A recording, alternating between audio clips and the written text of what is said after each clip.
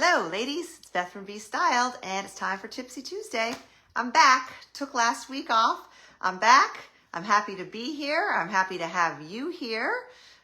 Drop a note and say hello, and let's get started. Okay, unless you're living under a rock or not on the internet, which means you're not watching me right now, you know there are a lot of sales right now. This time of year, this and after post-holiday in January, February are the biggest times for sales. And that's exciting, and it's a great way to get some deals. We're in the middle of the Nordstrom anniversary sale, which is a little bit different than the typical clearance sale, obviously, because it's new stuff, but it's still a sale. Amazon Prime days, everyone is on sale. If you're shopping for summer clothes right now, don't buy anything that's not on sale. Everything's on sale, okay? But with all that excitement can bring peril. It can bring impulse buys. It can bring silly buys, silly purchases, wasting money. And I want to talk about strategies to help you avoid that. Not just when it comes to sales, but when it comes to shopping in general, okay? So I'm talking about strategies for us grown-up women, okay? And some of these things I'm going to talk about, I want you to think about if you have children, grandchildren, nieces and nephews. Some of these are like lessons. You're going to hear yourself saying these kind of things to your kids or to your grandchildren or to other young people. And it's time for us to start taking up the same advice that we hoist on them. We've got to listen to ourselves. Sort of an overarching theme here, ladies, okay? So a little bit of tough talk, and I need to listen to this myself. I am not perfect by any stretch. I fall into the sales traps a lot, but I'm here as your sister in style, your sister here to help you not make, the mistakes we all do make as much, at least, okay? And I want to share a quick little story to illustrate. This is the story that comes into my head every August because this happened several Augusts ago. I don't know how many years ago it was. The internet was a thing. Instagram, YouTube, they were all a thing on our phones. Because I remember it was back before when I lived in Massachusetts. Probably had kids going off to college, if I recall. It was August. I was mourning the end of summer. I was probably frazzled about back to school. Thank God I don't have back to school. Oh, I do have back to school with one kid, but he kind of is on autopilot. I don't have to deal with it. He does it all himself. But back to school is stressful for moms. And maybe you remember that, or maybe you blocked it out. But anyway, I was in that mode, and it was a Sunday. It was probably raining. I had nothing going on. I was on my phone. I was doom scrolling, as they say. I think I was probably watching I think it was a YouTube video, and a favorite YouTuber influencer was on, and she was showing a pair of, all I can call them is they were sparkly green pants, and she looked incredible in them. She was styling them beautifully. They looked so great on her. She was showing different ways of wearing them, and I was like, it was a scroll stopper, and I was like, wow, those are amazing. And next thing I know, I'm click, add to cart, what size, purchase, buy, boom. Went on with my day, okay? Sparkly green pants, all right? So fast forward 2, 3, 4, maybe a week later, package comes in the mail, and I'm like, oh, what is this? That's a red flag. When you're getting things in the mail and you're like, I wonder what this is. Maybe there's an issue, all right? Not always, but definitely been there a lot. Anyway, what's this? And it became like a Christmas morning deal, and I'm getting that same dopamine hit that I got a week earlier on that Sunday when I hit buy. That's a dopamine hit. It's, I'm not a psychologist. I studied it in college, but it's like exciting. It makes you feel good. It takes away some stress maybe, or it's almost like eating junk food. It's a similar concept. Keep that in mind when I talk through this. But anyway, get the dopamine effect of opening the thing, and here there are these sparkly green pants. And I was like, oh yeah, that's right. I ordered sparkly green pants. Tried them on. They weren't awful. They were kind of cool. They were kind of cute. But a week had gone by. I had, worked through whatever I was dealing with at the time. And I was like, Beth, what are you going to do with sparkly green pants? Had they been gold or silver, that would have been another story. I might have been like, all right. But at the time I was like, oh, I'll wear them on New Year's Eve or to a fancy party or to an event. And then I get them and I'm like, well, New Year's Eve, we stay home and order Chinese takeout generally. Now I don't. Now we actually go out on New Year's Eve, but not to any place where I'm going to be wearing the sparkly green pants. So New Year's Eve is not happening in my real life. It could happen in your life, could have other people. It's not happening in my life. You know, I'm not going to parties where I'm wearing, it's just not, they're just not me. They're not my style. So in the past, distant past, because I got them, I forgot to mention that they were like 70% off. It was a great deal. In the past, I would have been like, well, they're practically free. They were so cheap. They were, or I got such a good deal and they're a great brand. I'm going to keep them. And they'd hang in my closet and taunt me like, they're the sparkly green pants that you've never worn because they're not you, that you spent good money on regardless of the deal. Anyway, now I know, okay, it's not good for the carbon footprint, but I did. I returned them. And I try not to make, so every time August comes around, I'm like, okay, are these the next sparkly green pants? Put a break on it. Okay, so that's my story. If you have a similar story, I would love to hear it. Just tell me in the comments, okay? All right, so what's the lesson? Again, the lesson is obvious. First of all, you need to return those kind of things if you can. And don't buy them if you can't. Don't buy things like that if there's a no return policy. And it needs, when you're making these purchases, it needs to fit your everyday life, not your aspirational life. And it needs to enhance your wardrobe. Shopping for clothing is like shopping for groceries.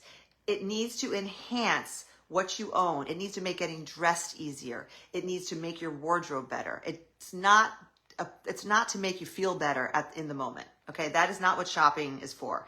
Change your mindset. If you're shopping to feel better, if you're shopping for the dopamine hit, then here are some shopping strategies that will help. There are 4 strategies here that will help you counteract that impulse. Okay, one of my go-to taglines, if you've been following me, I say it all the time. I post it places. It's a list, a plan, and no willy-nilly shopping. I should trademark it because if you hear anyone else saying those same words, they're copying me.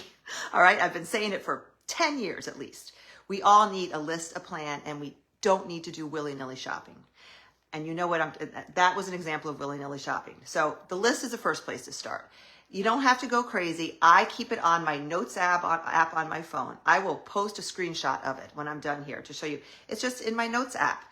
It's probably a good idea to date when you're adding the item to the list, just to see, when you had this idea that you wanted something. But the idea is, as you're getting dressed, as you're putting outfits together, when you notice things that you're missing, thinking, oh, wow, this would be great if I only had fill in the blank. Write it on the list. Or, man, this white t-shirt is shot. Like it's ruined. Add it to your list. And then when you're shopping, you got to look at the list. If the item's not on your list, it's not always going to be on your list, but if it's not on your list, you really need to think with a critical eye. If it's on your list and it's exactly what you had in mind and it fits you and it's good quality, then knock yourself out. Get it on sale because we're all here to save money. We all want to save money, right? But if it's not on the list, then you need to give it some extra thought. Along with adding a list, making a list, setting a budget.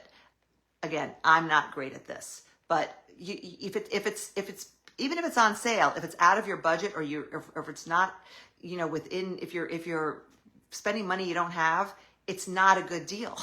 I don't care what sale it's on. You need to work within your financial constraints and your budget. And, again, that comes back to what you say to your kids, like when they're, buying Starbucks every day or going out to eat every meal, like my boys do. I'm like, how is that making sense? Like, anyway, it's the same idea, right? We can do hard things. We can stop ourselves from spending money that we shouldn't be spending. Number 3 is probably is a really important one, and that is the whole quality over quantity. There are going to be exceptions to this. I make exceptions to this. I will give you one example of an exception that I do make to this, and that is some summer clothes, truly summery clothes that get sweaty, that, get easily sunscreen on them. I don't spend a fortune on those clothes. So I'm not buying the most high quality, for example, sundresses. I might have one high quality, great sundress if I'm going to go to someplace fancy, but for my banging around the house or running around town, I will go to Amazon, but I will be very particular about the brands on Amazon that I shop, the styles, and if I get it, like I just got one that was highly recommended by everyone on the Amazon Prime Day. I got it. It was 100% rayon, and it was a wrinkled mess. I got my steamer out because I love the color. I kind of like the style. I'd have to steam that thing for a day straight for the wrinkles to get. I don't know how anyone wears this dress. It came all wadded up in a ball. So I sent it back, and then I feel guilty because of who knows where that dress goes once it gets back to Amazon. I don't know what they do with it, but I should find out. I really should find out. It's not good, I'm sure. Anyway, that was a big digression, but my point was there are times where it does make sense to maybe not go with the best quality. And for me, summer bang around dresses are an example. Now I know to look at the fabric contents, and I look at my favorite Amazon dresses and I say, okay, this is the fabric content that I like, and now I know which one I don't like, and I make more educated decisions when I'm shopping for that budget stuff.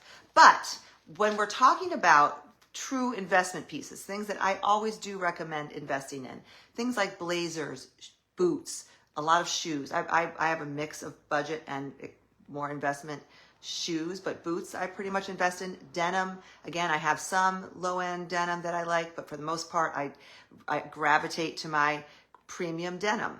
And sweaters. I have learned that I don't go crazy, but I do like to have fewer, better sweaters. And when I was shopping the Amazon, when I was shopping the Nordstrom sale, I did buy a pair of rain boots, a pair of Blondo booties, and a practical rain jacket. Did I mention I got rain boots too? I did so I got a rain jacket and rain boots and a pair of Blondo booties. But that's about it. That is it. Returned a lot of other things.